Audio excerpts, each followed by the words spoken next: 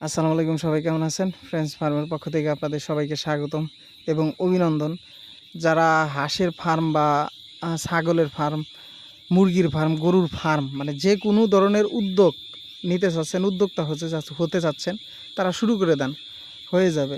অনেকে বলতে পারেন যে তোরাই হচ্ছে 2 দিন হলো করছস, তোরাই আবার আমাদেরকে উৎসাহ দিতেছস। আমাদের কথা হয়তো ভালো লাগবে না, কারণ আমরাই নতুন। আপনারা বলবেন যে তোরাই নতুন, তোরা আবার আমাদেরকে উৎসাহ করস।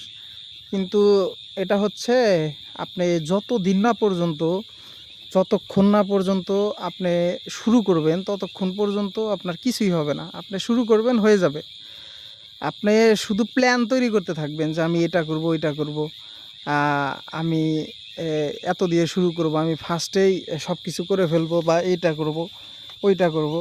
যতক্ষণ পর্যন্ত শুরু না করবেন, ততক্ষণ পর্যন্ত এইভাবে শুধু বলতেই থাকবেন। যেমন আমরা হচ্ছে প্ল্যান করছি 3 বছর হলো যে আমরা হাঁসের ফার্ম দেবো। 3 বছর হলো প্ল্যান করার পরে, 3 বছর পরে এসে আমরা 3 বছর আগ থেকে হচ্ছে আমরা প্ল্যানটা করি।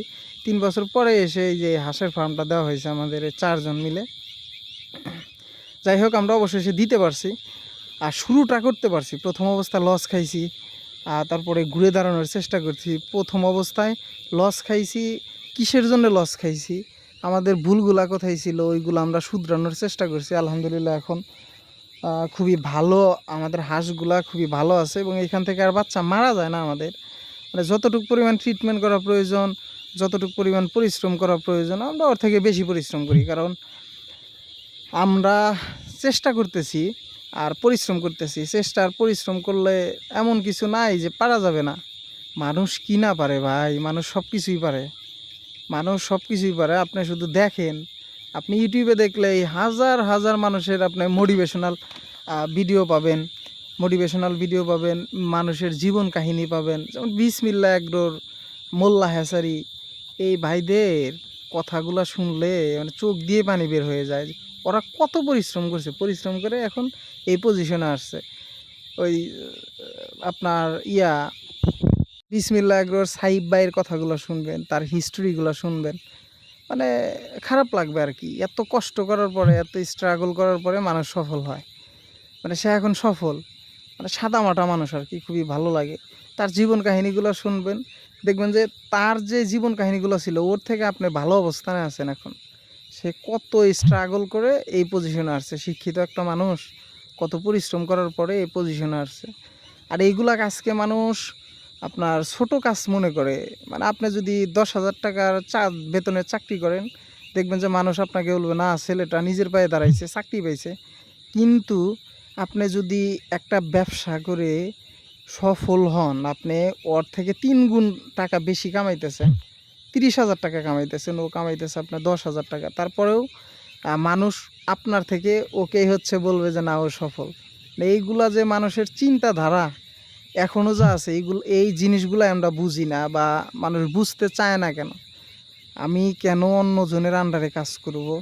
আমার যেই সক্ষমতা আছে, আমার যে অভিজ্ঞতা আছে, আমার যে মন মানসিকতা আছে, আমি আমার সর্বোচ্চ দিয়ে চেষ্টা করে নিজে একটা কিছু দাঁড় করাবো, নিজে উদ্যোক্তা হব, নিজে কিছু একটা করব, আমার আন্ডারে মানুষকে আমি চাকরি দেব। মানুষের এই মন মানসিকতাটা বা এই সাহসটা মনের ভিতর থেকে বের করতে হবে যে ও পারছে, আমি কেন পারবো না। অনেকেই সফল হয়েছে। এই যে নতুন আমরা যে করছি বা আপনি শুরু করতেছেন, এটাই তো না। বাংলাদেশে তো হাজার হাজার হাজার হাজার ফার্ম আছে। যেমন হাঁসের ফার্মই আমরা যে একা করছি বা আপনি শুরু করবেন, এটা না। হাজার হাজার ফার্ম আছে। ওরা সফল হইল কেমনে? মানে ওরা যে পদ্ধতিতে সফল হয়েছে, আমরা ওই পদ্ধতি অবলম্বন করব, ওর থেকে বেশি ভালো কিছু করার চেষ্টা করব। আমাদের এই সাহসটা থাকতে হবে, বা মনের ভিতরে ওই আকাঙ্ক্ষাটা থাকতে হবে যে আমি সফল হব। আমি কেন অন্যজনের আন্ডারে চাকরি করব বা অন্যজনের আন্ডারে কাজ করব? মানে সফল হওয়ার জন্যে যত কিছু প্রয়োজন, যত পরিশ্রম করা প্রয়োজন, আমি সেই পরিশ্রমটাই করব। আর পরিশ্রম কখনো বৃথা যায় না। উপরওয়ালা একদিন না একদিন আপনাকে সফল করবেই। আপনি একদিনে সফল হতে পারবেন না, পসিবল না। আপনাকে এর পিছনে লেগে থাকতে হবে। আপনার লক্ষ্যবস্তু স্থির করে ওই মোতাবেক আপনাকে এগিয়ে যেতে হবে। অনেক বাধা আসবে, বাধা বিপত্তি আসবে, ওইগুলাকে পার করে আপনাকে সামনের দিকে এগিয়ে যেতে হবে। আর আপনারা জাস্ট শুরু করে দেন আর হচ্ছে যারা অভিজ্ঞ খামারি আছে তাদের সাথে পরামর্শ করেন যে ভাই কীভাবে শুরু করব, বা অনেক কিছু শেখার বিষয় আছে। আর আপনাদেরকে একটা কথা আমি সবসময়ই বলি যে ভাই আমরা যে লসটা খাইছি আপনারা ওই সিস্টেমে হাইটেন না বা ওই সিস্টেমে যায়েন না। সেটা হচ্ছে আপনারা ফার্ম করবেন, ঠিক আছে, প্রথম অবস্থায় স্বল্প পরিমাণ বাচ্চা নিয়ে আসবেন। আপনি ট্রেনিং করছেন, ট্রেনিং করে ফাটায় ফেলাইছেন। আর আপনি এই যে এখন আমরা যেমন ট্রেনিং করছিলাম, ট্রেনিং করার পরে আমরা মনে করছি যে বা আমরাই সব কিছু জানি আর কেউ জানে না। মানে আমাদের একটা ওই হয়েছিল যে আমরা ট্রেনিং করে আসছি, এই হাঁস মারা যাবে কেন। কিন্তু যখন আমরা এই হাঁসগুলা পালন করা শুরু করলাম তখন আমরা একদম হতভম্ব হয়ে গেলাম যে এটার কেমনে কি করব। প্রথম অবস্থায় আমরা তো ট্রেনিং প্রাপ্ত, তারপরেও আমাদের বাচ্চাগুলো যে মারা যাচ্ছে আমরা কোনো কিছু করতে পারতেছি না। আমরা শুধু আমাদের ট্রেনিংয়ে শিখাইছে কোন সময় কোন ওষুধ দেওয়া লাগবে, কিভাবে ভ্যাকসিন দেওয়া লাগবে, এইগুলাই। আপনি যখন বাচ্চাগুলা লালন পালন করবেন, প্রথম ধাপ আপনি বুঝতেছেন না, কিন্তু আপনি 2-3 মাস যদি আপনি একটা জিনিসের প্রতি লেগে থাকেন, তারপরে দেখবেন যে ওইখানে যদি আপনার 500 বাচ্চা থাকে, প্রথম অবস্থায় আপনার যদি 300 বাচ্চা থাকে বা 100 বাচ্চা থাকে আপনি বুঝতে পারবেন না। কিন্তু এর পিছনে যদি আপনি 2-4 মাস সময় দেন, তারপরে যদি আপনি 5000 বাচ্চা পালেন, ওর ভিতরে আপনি শুধু তাকাইবেন, ওর ভিতরে কোন বাচ্চাটা অসুস্থ আপনি নিজেই ধরতে পারবেন। আপনার চোখ বলে দিবে যে ওই বাচ্চাটা অসুস্থ।